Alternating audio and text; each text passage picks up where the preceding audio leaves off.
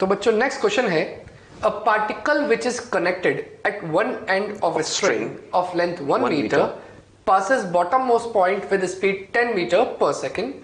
Find speed at point B, C, D and E. Sir I think बच्चे अब यहाँ पर आराम से इसको सॉल्व करने की प्रैक्टिस आ भी गई होगी बच्चों को कि एनर्जी कंजर्वेशन लगाएं और किसी भी पॉइंट पर वेलोसिटी कैलकुलेट कर सकते हैं। वही करना है अपने को।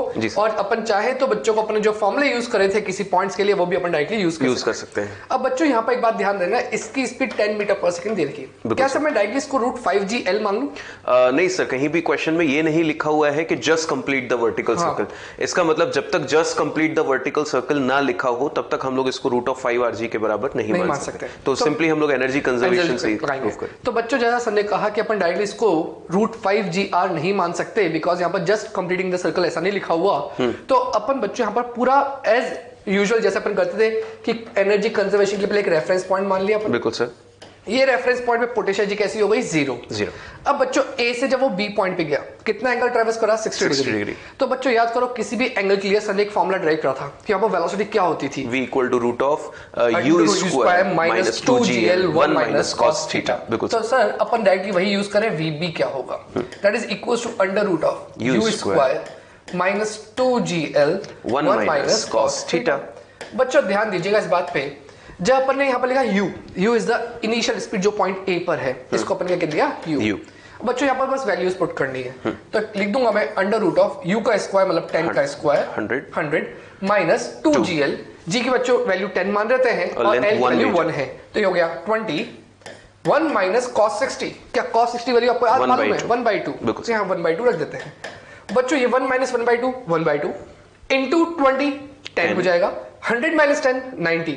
इसका मतलब जो VB की वैल्यू आ गई वो रूट 90 मीटर पर सेकंड। चाहे तो इसको अपन 3√10 भी लिख सकते हैं। तो बच्चों इस प्रकार तो अपन ने VB ढूंढ लिया। सिमिलरली VC को कैसे ढूंढते? तो क्या इस पॉइंट से C पॉइंट तक आने में क्या उसने कुछ ना कुछ पोटेंशियल एनर्जी गेन करी है? हाँ। इसका मतलब 100% काइनेटिक एनर्जी का लॉस हुआ होगा। डेफिनेटली। तो बच्चों मैं यहाँ पर डायरेक्टली A और C के बीच में एनर्जी कंजर्वेशन लगा रहा हूँ। तो अगर मैं A और C के बीच में एनर्जी कंजर्वेशन लगा रहा हूँ तो देखिएगा हाफ इनिशियल में A की बात कर रहा हूं, इसका मास कितना m मान लेते हैं और इनिशियल स्पीड थी 10 तो हाफ m 10 का स्क्वायर, इसकी potential energy 0 equal to C point पर। क्या C A से कितना ऊपर है? L हाइट पे ऊपर है। इसका मतलब इसकी पोटेंशियल एनर्जी हो गई mg, L की वैल्यू सर 1 लिख देते हैं। बिल्कुल sir. Plus half m VC का स्क्वायर। बच्चों सारे यहां पर m कैंसिल आउट हो गए। डेफिनेटली। अब क्या बच्चा अपने पास उसको लिख देते हैं 10 का square 100 divide by 250 is equal to 10 plus VC square by 2। बच्चों ध्यान दीजिए ये 10 जब इधर जाएगा तो 40 माइनस 10 40, इस पे 2 मल्टीप्लाई होगा 80 तो VC स्क्वायर की वैल्यू 80 आ गई। तो इसका मतलब VC कितना होगा? Root of 80। Correct sir. तो VC हो जाएगा under root of 80 metre per second. Sir क्या यही वैल्यू हमारे लिए जो C पॉइंट पर आई है क्या यही वैल्यू E पर भी आनी चाहिए? एग्जैक्टली सर, बिकॉज दोनों की हाइट सेम है। हाँ। तो according to energy conservation speed same रहेगी, बस डायरेक्शन अलग होंगे। मतलब हमें कैलकुलेशन करने की जरूरत ही नहीं, हम लोग डायरेक्टली बोल देंगे speed at C is equal to speed at E। बिल्कुल सर। तो अपन इसको हाथों हाथ यही भी लिख देते हैं, this is also equals to VE। बच्चों ये सिर्फ मैग्नीट्यूड है, डायरेक्शन आप जानते हैं कैसे होंगे, अलग अलग। अब सर बच्चा ये क्या है? पॉइंट D बचा है। अगर सर पॉइंट D की बात करते हैं तो A पॉइंट पर स्पीड कितनी थी 10, जब वो D पे गया तो आप बच्चों ये नहीं कह सकते स्पीड डायरेक्टली आप रूट GL के बराबर कर दो जैसे अपने पहले डिस्कशन किया था। वापस एनर्जी कंजर्वेशन लगाओ A और D के बीच में कितनी हाइट ऊपर है? 2L। बच्चों ये L और ये वाला भी क्या होगा? L होगा। तो 2L ऊपर है। तो बच्चों इसको नेक्स्ट पेज पे लिख रहा हूं मैं, ध्यान दीजिएगा। मैं बात कर रहा हूं A एंड D पॉइंट के बीच की। तो बच्चों लिख रहा हूं हाफ m U का स्क्वायर, उसकी पोटेंशियल एनर्जी 0, D पॉइंट पर mg 2L। बिल्कुल। तो बच्चों L की वैल्यू कितनी रख दी? 1 प्लस हाफ m VD का स्क्वायर। D पॉइंट पे जो स्पीड है उसको VD कर दिया। m से m कैंसिल, सारे m सर कैंसिल कर दिए। बिल्कुल। और यहां पर बचा 100/2 50 is equals to 20 plus VD square by 2। बच्चों 20 जब 50 से सब्ट्रैक्ट होगा तो बचेगा 30, उसमें 2 मल्टीप्लाई होगा बचेगा 60 तो VD स्क्वायर की वैल्यू 60 आएगी। तो बच्चों यहां से VD कितना आ जाएगा? Root of 60 metre per second. Students next question जो हम लोग डिस्कस करने जा रहे हैं, क्वेश्चन में लिखा हुआ है a particle is moving parallel to X axis as shown in figure. बच्चों सबसे पहले इस क्वेश्चन में ऑब्जर्व कीजिए, यहां पर हम लोग अपना पार्टिकल कंसीडर कर रहे हैं and it is moving parallel to X axis. और बच्चों आपको अच्छे से पता है कि जब भी कोई बॉडी या पार्टिकल एक्स एक्सिस के पैरेलली मूव करता है तो उसका वाई कोऑर्डिनेट कभी भी चेंज नहीं होता। मानकर चलिए कि इस समय पार्टिकल के वाई कोऑर्डिनेट की जो वैल्यू है वो कितनी है b। तो इमेजिन कीजिए कि अगर वो एक्स एक्सिस के पैरेलल लगातार चलता रहेगा तो इस b वैल्यू में, आई मीन वाई कोऑर्डिनेट की वैल्यू में कोई चेंज नहीं आएगा। तो लिखा हुआ है such that the y component of its position vector is constant at all the instants of time, जैसा कि हमको दिया गया है और किसके बराबर दिया है, equal to b। Find the angular velocity of the particle about the origin. इसका मतलब बच्चों मानकर चलते हैं कि ओरिजिन के रिस्पेक्ट में एंगुलर वेलोसिटी निकालनी है, तो मान लेते हैं कि ओरिजिन पे अपना ऑब्जर्वर खड़ा हुआ है और इसके लिए एंगुलर वेलोसिटी कितनी होगी पता करना है। When its radius vector makes an angle theta with the x-axis। तो बच्चों ऑब्जर्व कीजिए, रेडियस वेक्टर अगर हम लोग बात करें यहां से लेकर यहां तक, ये हम लोगों ने पार्टिकल कंसीडर किया है और यहां से यहां तक रेडियस वेक्टर की लेंथ हमको कितनी दी गई है r, और ये हॉरिजॉन्टल से कितना एंगल बना रहा है, थीटा। बच्चों याद कीजिए हम लोगों ने जब डिस्कशन किया था ओमेगा के लिए, हम लोगों ने एक बात सीखी थी कि जब भी कोई भी पार्टिकल किसी दूसरे पाथ पे मूव कर रहा हो, मतलब एग्जैक्टली सर्कुलर पाथ ना हो, कोई भी दूसरा पाथ हो, और किसी ऑब्जर्वर के रिस्पेक्ट में अगर हमें उसकी एंगुलर वेलोसिटी डिफाइन करनी है तो एंगुलर वेलोसिटी हम लोगों ने कैसे कैलकुलेट की थी, length of line joining. Line joining कौन कौन सी, जहां से आप ऑब्जर्वेशन कर रहे हैं या जिस पॉइंट के रिस्पेक्ट में ऑब्जर्वेशन कर रहे हैं वहां से पार्टिकल को कनेक्ट करती हुई जो लाइन थी उसकी लेंथ को हमने बोला था लेंथ ऑफ लाइन ज्वाइनिंग। और ऊपर लिखा था v परपेंडिकुलर, यानी कि इस लेंथ ऑफ लाइन ज्वाइनिंग यानी कि जो लाइन ज्वाइनिंग है उसके परपेंडिकुलर जो वेलोसिटी या उसका कंपोनेंट है वो हमें कैलकुलेट करना होता है। बिल्कुल। तो बच्चों सबसे पहले हमारे पास दो टारगेट हैं, एक तो v परपेंडिकुलर निकालना और दूसरा हमें r की वैल्यू कैलकुलेट करना। बिल्कुल। तो बच्चों अगर हम लोग v का कंपोनेंट कर दें तो कंपोनेंट करने के लिए हमें सबसे पहले एंगल की रिक्वायर्ड है जो कि क्वेश्चन में थीटा दिया हुआ है। तो आइए बच्चों अगर हम लोग इसका कंपोनेंट करें तो इमेजिन कीजिए कि अगर मैं इसको थोड़ा सा एक्सटेंड कर दूं ऊपर की तरफ, तो बच्चों ये जो वेलोसिटी वेक्टर है वो हमें कितना दिया गया था, v। अब बच्चों अगर ये थीटा है तो करस्पॉन्डिंग एंगल ये भी कितना हो जाएगा, थीटा। अब बच्चों अगर कंपोनेंट करें तो ये कंपोनेंट जो होगा वो होगा v cos थीटा और ये वाला जो कंपोनेंट होगा वो क्या होगा, v sin थीटा। बच्चों इमेजिन कीजिए जैसा हम लोगों ने सीखा था, बताइए वेलोसिटी के कितने कंपोनेंट हो गए, दो, एक v cos थीटा और एक v sin थीटा। अगर ऑब्जर्वर से बोला जाए कि बारी बारी से इन कंपोनेंट्स की डायरेक्शन में पार्टिकल को ऑब्जर्व कीजिए, तो इमेजिन कीजिए अगर ये ऑब्जर्वर इस पार्टिकल को v cos थीटा की डायरेक्शन में देखे तो इसको देखने के लिए कभी भी अपने फेस को रोटेट करने की जरूरत नहीं है, इसको पार्टिकल v cos थीटा की डायरेक्शन में स्ट्रेट लाइन चलता हुआ दिखाई देगा। बिल्कुल। बट अगर पार्टिकल से बोला जाए कि पार्टिकल अगर v sin थीटा की डायरेक्शन में मूव कर रहा है तो उसको v sin थीटा की डायरेक्शन में देखते रहने के लिए अपने फेस को रोटेट करना पड़ेगा। तो बच्चों बताइए विच component is responsible for the rotation of face of observer, v sin theta. बिल्कुल, तो आपका आंसर है सर हमेशा वही होगा जो लेंथ ऑफ लाइन ज्वाइनिंग के परपेंडिकुलर होगा and it is equal to v sin theta. तो बच्चों ये मैंने लिख दिया v sin थीटा। अब बारी है बच्चों r की। तो r कैलकुलेट किया जा सकता है बच्चों, हमें ऑप्शन पे डिपेंडेंट रहना पड़ेगा। अगर हमारा आंसर r की टर्म में है तो वेल एंड गुड, अच्छी बात है, पर जैसा कि क्वेश्चन में इस b की वैल्यू हमें दी है तो कहीं ना कहीं इस b का कोई ना कोई रोल रहा होगा, तभी उन्होंने क्वेश्चन में मेंशन किया है। तो बच्चों इमेजिन कीजिए अगर ये थीटा है और यहां पर अगर हम लोग एक परपेंडिकुलर ड्रॉप कर दें तो नोटिस कीजिए बच्चों ये लेंथ b है तो ये भी कितनी होगी, b। अब आंसर दीजिए बच्चों, थीटा के लिए ये परपेंडिकुलर और ये हाइपोटेन्यूज। तो बच्चों थीटा के लिए परपेंडिकुलर और हाइपोटेन्यूज हमारे पास है तो हम इनको रिलेट कर सकते हैं with the help of sine theta. Perpendicular is b, hypotenuse length is r। बच्चों मुझे किसकी वैल्यू चाहिए यहां से, r की। और बच्चों यहां से अगर मैं r की वैल्यू निकाल दूं तो ये कितनी हो जाएगी, b बाय साइन थीटा। तो अगर इस वैल्यू को मैं यहां प्लेस कर दूं that is b by sine theta. तो बच्चों अब क्या होगा, साइन थीटा को ऊपर ले जाएंगे तो वो साइन और साइन क्या हो जाएगा, साइन स्क्वायर। तो आंसर आ जाएगा हमारे पास v sine square theta upon b। This is the value of omega और थीटा की वैल्यू दी होगी तो वो भी प्लेस करके आंसर को और थोड़ा सा मॉडिफाई कर सकते हैं। बच्चों नेक्स्ट क्वेश्चन है, a small block slides with a velocity 0.5 root gr on a horizontal frictionless surface as shown in figure. The block leaves the surface at point C. Calculate the angle theta shown in figure. बच्चों theta अपने को calculate करना है। Sir ने आपको एक बात बताई थी, याद करिए वो क्वेश्चन जिसके अंदर स्फीयर के ऊपर से एक ब्लॉक नीचे आ रहा था कि अगर कोई ब्लॉक पर्टिकुलर सरफेस के कांटेक्ट को लीव करता है इसका वहां पर क्या जीरो हो जाता है, नॉर्मल रिएक्शन। तो बच्चों यहाँ पर भी मेन काम वही है कि आप नॉर्मल रिएक्शन की वैल्यू क्या करना है, जीरो। तो बच्चों एक बात सोचिएगा, इस सी पॉइंट से जस्ट पहले इसकी इक्वेशन क्या होगी, मैं उसकी बात कर रहा हूं। क्या सी पॉइंट से जस्ट पहले वो यहां कहीं होगा, और इस पॉइंट पे अपन कह सकते हैं कि 100% जब वो सर्कुलर मोशन वाले पार्ट पर है तो यहां पर सेंट्रीपिटल फोर्स का कोई ना कोई फोर्स प्ले करेगी रोल। तो बच्चों यहां पर चेक करते हैं कौन कौन सी फोर्सेस मिलकर सेंट्रीपिटल फोर्स बना था। डेफिनेटली। तो बच्चों एक चीज बताएं, अगर इस पार्टिकल का मास मैं m अज्यूम कर लेता हूं, तो क्या इस पॉइंट पर m नीचे होगा? I mean mg नीचे होगा, बिल्कुल सर। तो बच्चों ये थीटा है, तो ये वाला एंगल भी कितना होगा? Theta, alternate angle. क्या बच्चों mg का एक कंपोनेंट इधर आएगा which is equals to mg cos theta, और दूसरा कंपोनेंट आएगा जो इधर आएगा that is mg sin theta. ठीक है बच्चों कौन सा कंपोनेंट सेंटर की तरफ है? बच्चों centre mg cos theta, mg cos theta. पर क्या यहां पर इस सी पॉइंट से जस्ट पहले क्या यहां पर एक नॉर्मल भी लग रहा होगा? बिल्कुल सर। इसका मतलब सेंटर के अलोंग उस लाइन पर या फिर रेडियस वाली लाइन पर दो फोर्सेस हैं।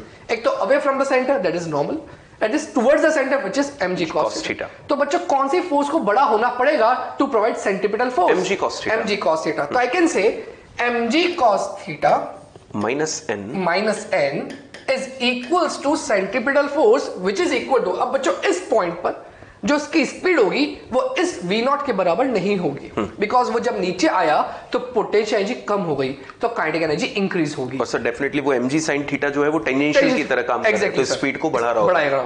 तो बच्चों यहाँ पर अपन जो स्पीड है इसकी ये स्पीड को अपन ने मान लिया v, और बच्चों यहाँ पर कितनी है? v0। तो अपन यहाँ लिख दिया this is equal to centripetal force mv square by r, और बच्चों r आपको दे रखा है इस सर्कुलर पाथ का रेडियस दैट इज स्मॉलर। अब बच्चों यहां तक अपन ने बेसिक बात लिख दी है। अब एक चीज सोच के बताएं, जैसे जस्ट ये पॉइंट जो अपन ने लिखा था सारी इक्वेशन लिखी जस्ट सी से जस्ट पहले की इक्वेशन है, तो सी पे क्या हुआ होगा? क्या सी पे कांटेक्ट लूज हो गया? बिल्कुल। इसका नॉर्मल क्या हो गया? जीरो। तो I can say at C n equal to zero. अगर n इक्वल टू जीरो है तो mg cos theta is equals to mv square by r। बच्चों क्या यहां से m से m कैंसिल? बिल्कुल सर। क्या मैं लिख सकता हूं v square equals to rg cos theta.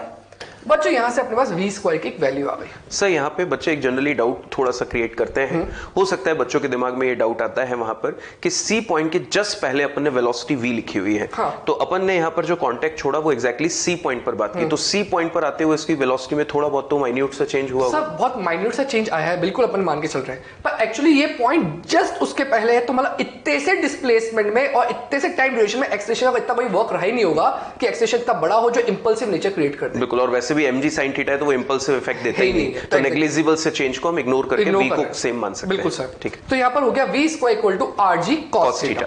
अब बच्चों यहाँ तो अपने को थीटा ढूंढना है, पर थीटा ढूंढने के लिए अपने को v स्क्वायर की वैल्यू मालूम होनी चाहिए, rg तो अपने को गिवन है, तो बच्चों v स्क्वायर कैसे लाए? तो बच्चों अपने को v0 की वैल्यू मालूम है, क्या v0 is equal to 0.5 root gr। बिल्कुल सर। तो बच्चों यहाँ इस b पॉइंट और c पॉइंट के बीच में अपन एनर्जी कंजर्वेशन लगा देते हैं।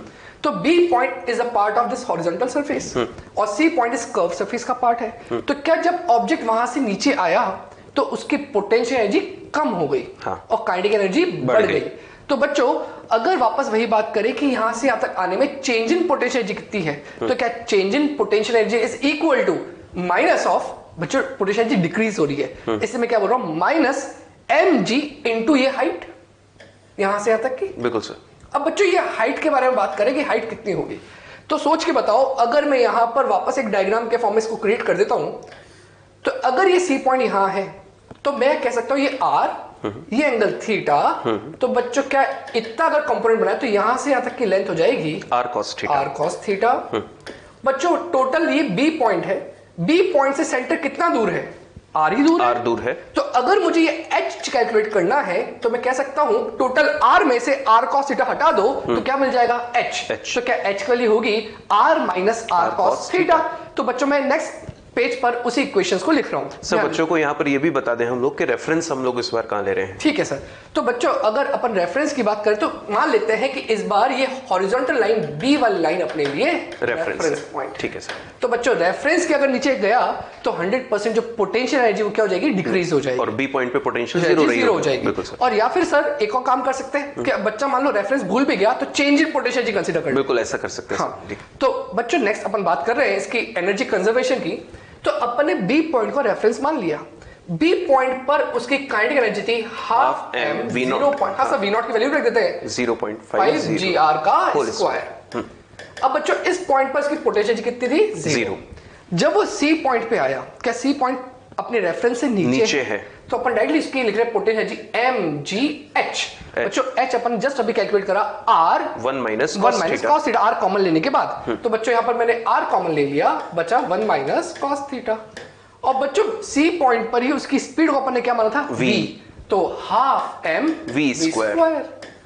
बच्चों सारे m कैंसिल आउट हो गए। ठीक है। और एक काम करते हैं, पूरी इक्वेशन को 2 से मल्टीप्लाई कर देते हैं। ठीक है। बच्चों क्या 0.5 का मतलब हाफ होता है, तो हाफ का स्क्वायर हो गया 1/4, बिल्कुल। रूट जी आर का हो गया gr इज इक्वल टू, बच्चों मैंने 2 से मल्टीप्लाई करा था, इधर एक 2 आ जाएगा, minus 2gr 1 minus cos theta. और बच्चों सिमिलरली यहां पर भी 2 से मल्टीप्लाई करा था, तो ये 1/2 इंटू 2 तो 1 हो गया। बच्चों ये v स्क्वायर कौन सा है जो जस्ट अपन ने इस इक्वेशन में कैलकुलेट करा? rg cos theta. डायरेक्टली मैं v स्क्वायर की वैल्यू पुट कर रहा हूं, that is equal to rg cos theta. Sir rg से सब rg कैंसिल हो गए। बिल्कुल सर, तो ये सारे rg कैंसिल आउट हो गए। तो सर यहां बच गया 1/4 equals to -2 plus 2 cos theta plus cos theta. बच्चों यही -2 जब लेफ्ट साइड जाएगा तो 1/4 प्लस 2 हो जाएगा। मैं डायरेक्टली एलसीएम लिख के लिख रहा हूं, 9/4 is equal to 3 cos theta. बच्चों 3 से 3 कैंसिल हो जाएगा, तो 3/4 इक्वल्स टू cos थीटा। अपने से थीटा पूछा गया, तो theta is equals to cos inverse 3/4। ये अपना आंसर है। ठीक है students, next question which we are going to discuss is a particle of mass capital M is moving in a circular path of radius capital R and its kinetic energy is given as Ke equal to as square, where A is a positive constant and S is the distance covered. Then find magnitude of net force acting on the particle.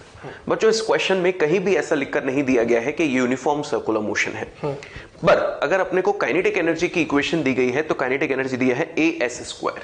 बच्चों s के बारे में बात की गई है, तो s क्या है? Distance covered. और आपको पता है कि अगर पार्टिकल मूविंग स्टेट में है तो डिस्टेंस उसकी लगातार बढ़ती जाएगी, और डिस्टेंस बच्चों अगर लगातार बढ़ रही है तो काइनेटिक एनर्जी भी बढ़ रही है। काइनेटिक एनर्जी बढ़ रही है मतलब स्पीड बढ़ रही है, स्पीड बढ़ रही है मतलब टेंजेंशियल एक्सेलरेशन भी है, और टेंजेंशियल एक्सेलरेशन अगर है तो इसका मतलब ये एग्जांपल हो गया किसका? नॉन यूनिफॉर्म सर्कुलर मोशन का।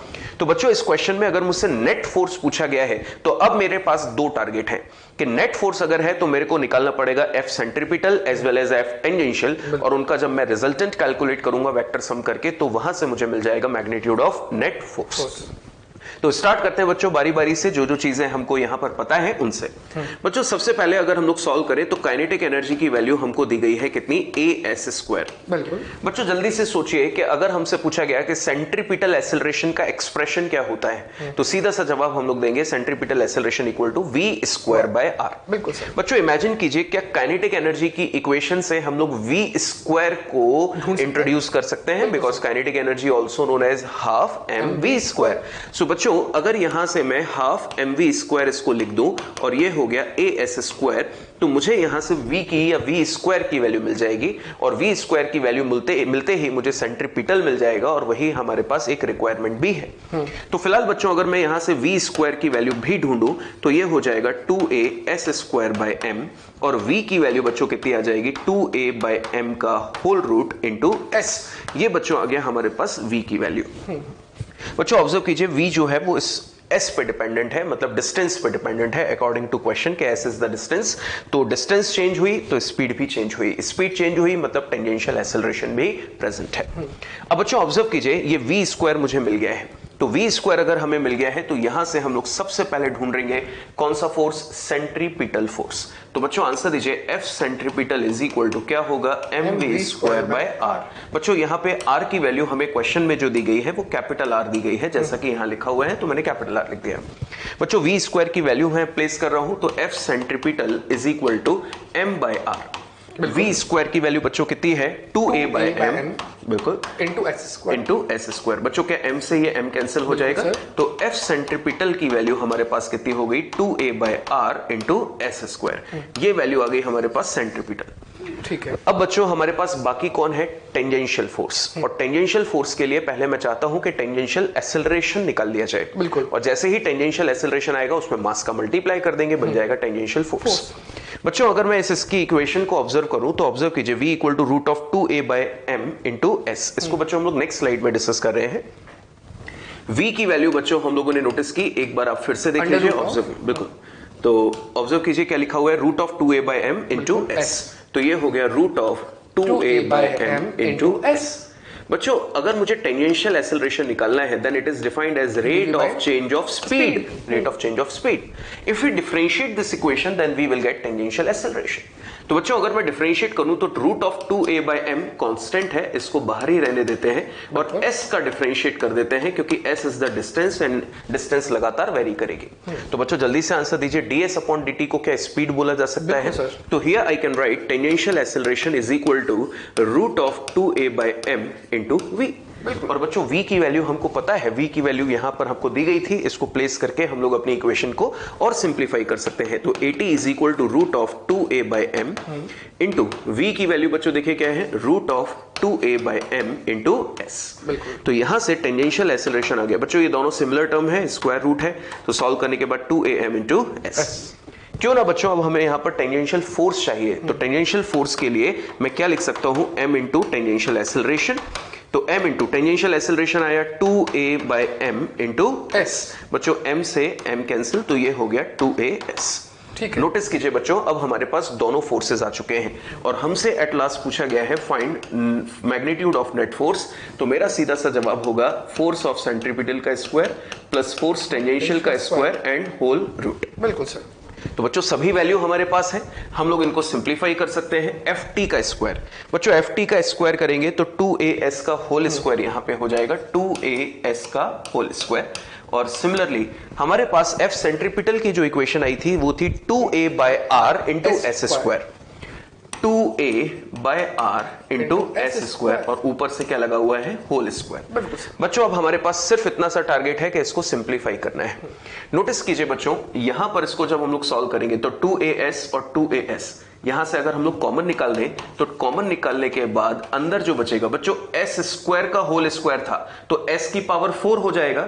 s की पावर 4 का रूट करेंगे तो एक हम लोगों ने बाहर निकाल दिया s square into S square से s, तो अंदर क्या बचेगा हमारे पास यहाँ पे s square by r square. बिल्कुल, तो ऑब्जर्व कीजिए बच्चों r स्क्वायर हमने कर दिया बिकॉज स्क्वायरिंग है, प्लस यहां से हम लोगों ने ओवरऑल पूरा कॉमन निकाल दिया तो ये कितना बचेगा 1। तो हम लोग अपना आंसर यहां पे भी छोड़ सकते हैं और चाहे तो एलसीएम लेके उसको सिंप्लीफाई भी कर सकते हैं। तो ये था इस क्वेश्चन का आंसर।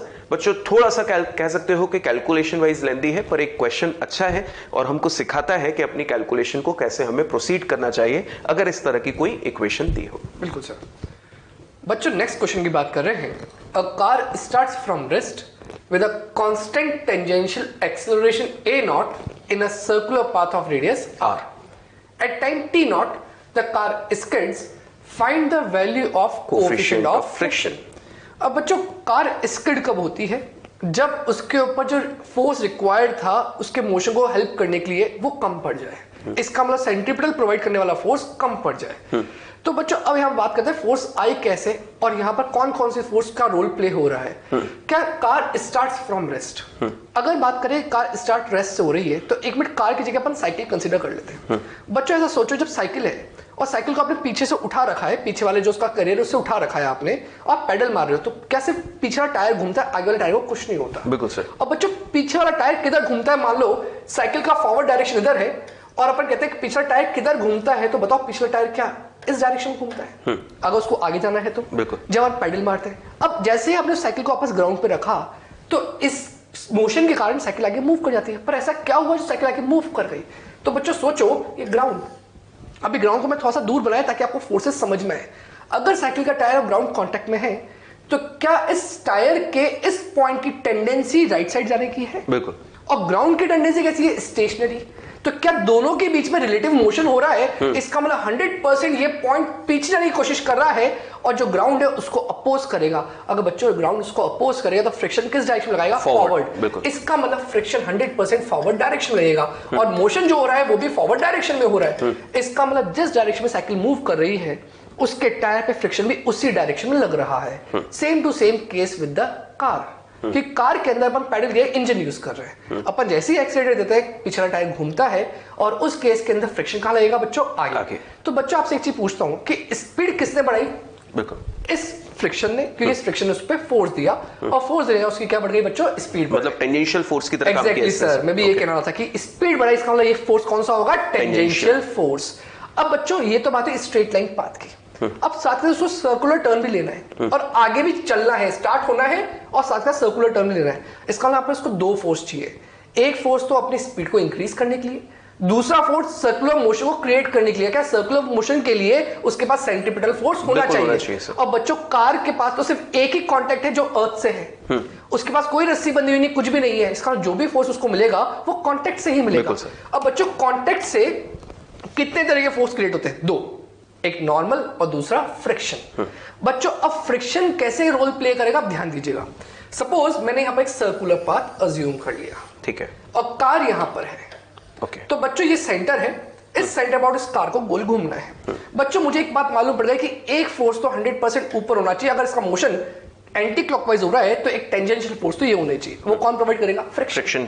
सिमिलरली अगर इसको सेंटर के अबाउट गोल घूमना है तो सेंटर की तरफ भी एक और फोर्स होना चाहिए। बिल्कुल सर। और याद करो सर ने एक बात कही थी कि जब गाड़ी टर्न लेती है तो टायर कैसे घूमते हैं, कुछ ऐसे घूमते हैं और टायर की टेंडेंसी बाहर जाने की होती है अगर फ्रिक्शन ना हो तो उसको सेंटर की तरफ लाने के लिए भी टायर के कारण एक फोर्स सेंटर की तरफ लगेगा। वो कहां से आएगा, कॉन्टेक्ट से, मतलब फ्रिक्शन फोर्स होगा। इसका मतलब एक फोर्स वापस कहां लगेगा, सेंटर की तरफ, और ये भी कैसा होगा बच्चों, फ्रिक्शन वाला फोर्स। क्या मैंने ये नहीं कहा कि ये फ्रिक्शन और ये फ्रिक्शन बराबर होंगे, मैंने कहा ये फ्रिक्शन फोर्स तो सेंट्रीपिटल फोर्स प्रोवाइड कर रहा है, ये friction force tangential force provide कर रहा है। मैं कह रहा हूं कि इन दोनों का जो रिजल्टेंट फ्रिक्शन आएगा वो यहां आ गया और इसको कह दिया मैंने रिजल्टेंट फ्रिक्शन फोर्स। बच्चों रिजल्टेंट जो फ्रिक्शन फोर्स आया इसका एंगल मैंने वर्टिकल से थीटा मान लिया, ठीक है। तो बताओ टेंजेंशियल फ्रिक्शन फोर्स की वैल्यू क्या होगी इन टर्म्स ऑफ रिजल्टेंट, तो लिख सकता हूं मैं एफ कॉस थीटा, ठीक है। ये हो गया अपना टेंजेंशियल फोर्स। सिमिलरली जो सेंट्रीपिटल फोर्स की तरह बिहेव कर रहा है उसकी वैल्यू क्या होगी, एफ साइन थीटा। तो I can say this is equal to F CP, ठीक है। मतलब सर यहाँ पे फ्रिक्शन के पास एक ऐसी जिम्मेदारी हो गई कि उसको सर्कुलर टर्न भी कराना है और उसको स्पीड भी बढ़ानी है। Exactly sir. That's why friction किसी एंगल पर काम कर रहा है, सो दैट उसके दो कंपोनेंट हो जाए, हाँ, एक प्रोवाइड करे टेंजेंशियल और एक प्रोवाइड करे सेंट्रीपिटल, ठीक है सर। तो बच्चों यहाँ पर अपने पास फ्रिक्शन के दो कंपोनेंट्स आ चुके हैं, F sine theta and F cos theta. अब क्यों ना इनको इक्वेशंस के फॉर्म में लिख देते हैं। बच्चों बताओ ये एफ कॉस थीटा क्या था, tangential force, mass into tangential acceleration. तो सर अपन लिख सकते हैं F cos theta, which is tangential force, is equal to mass into tangential acceleration, which is given as a naught. A naught. तो बच्चों यहाँ पर लिख सकता हूँ मैं m a naught. Similarly बच्चों F sin theta क्या है, centripetal force. क्या F sin theta is equal to m v square by r. बच्चों ये v क्या था, क्या v स्पीड है उस इंस्टेंट की, पर क्या टाइम जैसे जैसे बढ़ता जाएगा यहाँ पर टेंजेंशियल एक्सेलरेशन लग रहा है तो स्पीड चेंज होती जाएगी। पर इन्होंने क्या बोला है क्वेश्चन के अंदर कि एट टाइम टी नॉट, इसका मतलब मेरे को स्पेसिफिकली टी नॉट टाइम की बात करनी है। और जब कार स्टार्ट हुई थी तो अपन टाइम को क्या कंसीडर कर लेते हैं, जीरो। तो बच्चों जीरो से टी नॉट आने तक उसकी स्पीड में चेंजेस आए हैं, तो चेक करना पड़ेगा कि टी नॉट पे उसकी स्पीड कितनी है, इक्वेशन ऑफ मोशन लगा। बिल्कुल सर। तो अपन वही लिख देते हैं कि v equals to u plus A T. तो बच्चों को मैं v equals to u plus A T put करता हूं तो u की वैल्यू जीरो, बिकॉज इनिशियली वो रेस्ट पे था। a की वैल्यू होगी tangential acceleration, that is a nought, और टाइम की वैल्यू होगी t नॉट। क्या बच्चों v की वैल्यू आ गई zero plus a nought plus t nought, which is equal to a not t not. तो क्या बच्चों इस v की वैल्यू को यहां पुट कर देते हैं, बिल्कुल रख सकते हैं सर। तो बच्चों यहां पर क्या बन जाएगा, m a not t not का होल स्क्वायर अपॉन r। बच्चों यहां से मेरे पास तो बन गया m v स्क्वायर r की वैल्यू आ गई। अब बच्चों यहां से f cos थीटा आ गया, f sin थीटा आ गया, तो क्या यहां से मैं नेट फ्रिक्शन निकाल सकता हूं, बिल्कुल निकाल सकते हैं। क्योंकि नेट फ्रिक्शन जो था वो इन दोनों से तो मिलके बना था, तो क्या अपन इन दोनों को स्क्वायर करके ऐड कर देते हैं, ठीक है। तो बच्चों नेक्स्ट पेज पे इसको लिख रहा हूं मैं, ध्यान दीजिएगा। तो बच्चों स्क्वायर करके ऐड करने पर आएगा f स्क्वायर, ब्रैकेट में देता हूं, cos square theta plus sin square theta. और बच्चों याद करो उसके सामने था m a नॉट, उसका भी स्क्वायर कर देंगे तो m a नॉट का whole square plus M V square by R था, वी के अंदर दिया था अपन ने ए नॉट टी नॉट, तो M A nought T nought का स्क्वायर अपॉन आर और इसका भी होल स्क्वायर। बच्चों इक्वेशन अपने पास बन चुकी है। क्या ये कोई आइडेंटिटी दिख रही है, इसकी वैल्यू क्या हो जाएगी बच्चों, 1। तो यहां पर बच गया F square is equals to M A nought square plus M square A nought की पावर 4 टी नॉट की पावर 4 अपॉन आर स्क्वायर। बच्चों अगर मैं इस स्क्वायर को हटा दूं तो क्या इधर अंडर रूट आ जाएगा, तो वही काम कर देता हूं, यहां पर मैं इस स्क्वायर को हटाया तो यहां पर क्या बन जाएगा बच्चों, अंडर रूट। अब सर जैसे कि ये रिलेशन हमारे सामने आया है कि ये जो फ्रिक्शन है ये तो वो फ्रिक्शन है जो हमको गाड़ी के लिए सर्कुलर टर्न के लिए T0 टाइम तक हमें चाहिए। एग्जैक्टली। और कहीं ना कहीं ये T0 टाइम तक की वैल्यू आई है। हाँ। अगर इसमें टाइम को अगर हम लोग लगातार बढ़ाते चले जाएं तो हम लोग तो रिक्वायरमेंट भी अपनी फ्रिक्शन की ज्यादा करते जा रहे हैं। एग्जैक्टली, बिल्कुल सर। इसका मतलब यहाँ पर टाइम चेंज होने से अपने को जो रिक्वायरमेंट है फ्रिक्शन की वो बढ़ती जाएगी। पर फ्रिक्शन तो सर एक लिमिटिंग वैल्यू तक ही होता है। हाँ, जैसे सरफेस में फिक्स वैल्यू होती है। इसका मतलब वो वैल्यू होती है म्यू इनटू नॉर्मल। तो बच्चों यहाँ पर जो नॉर्मल वैल्यू है, नॉर्मल वैल्यू कैसे आएगी सोचो, जो सरफेस थी कैसी थी, हॉरिजॉन्टल। कि जो कार टर्न ले रही थी उस हॉरिजॉन्टल सरफेस पे टर्न ले रही थी। अगर कार मेरे हाथ पे रखी होती है तो उस केस में नॉर्मल कहां लगता, ऊपर। इसका नाम परपेंडिकुलर टू माय हैंड, मतलब परपेंडिकुलर टू द सरफेस। उसकी वैल्यू किसके बराबर होती है, नीचे लगता mg, और नॉर्मल उसको बैलेंस कर रहा होता। क्या normal is equal to mg। इसका मतलब यहां पर जो लिमिटिंग वैल्यू होगी वो होगी mu into normal which is equal to mu into mg। इसका मतलब ये हुआ कि इस फ्रिक्शन की एक लिमिट है कि उस लिमिट से बड़ा ये हो नहीं सकता। अगर रिक्वायरमेंट उससे भी ज्यादा हो गई तो बच्चों ये फ्रिक्शन तो उतना बड़ा हो ही नहीं सकता और गाड़ी स्किड हो जाएगी। इसलिए बोला है कि T0 के बाद वो स्किड हो रही है, क्योंकि कहीं ना कहीं हम लोग डिमांड फ्रिक्शन की ज्यादा कर रहे होंगे स्पीड लगातार बढ़ाने के लिए। एग्जैक्टली और सरफेस प्रोवाइड नहीं कर रही है। बिल्कुल सर, बिल्कुल। और सर अपन ये भी कह सकते हैं कि जस्ट T0 से जस्ट पहले बस फ्रिक्शन की मैक्सिमम वैल्यू इसके बराबर है और T0 के बाद या T0 पर ही वो स्किड करना चालू हो गई बिकॉज मैक्सिमम उसको सक्सेसफुली सेटिस्फाई नहीं कर पाया। ठीक है।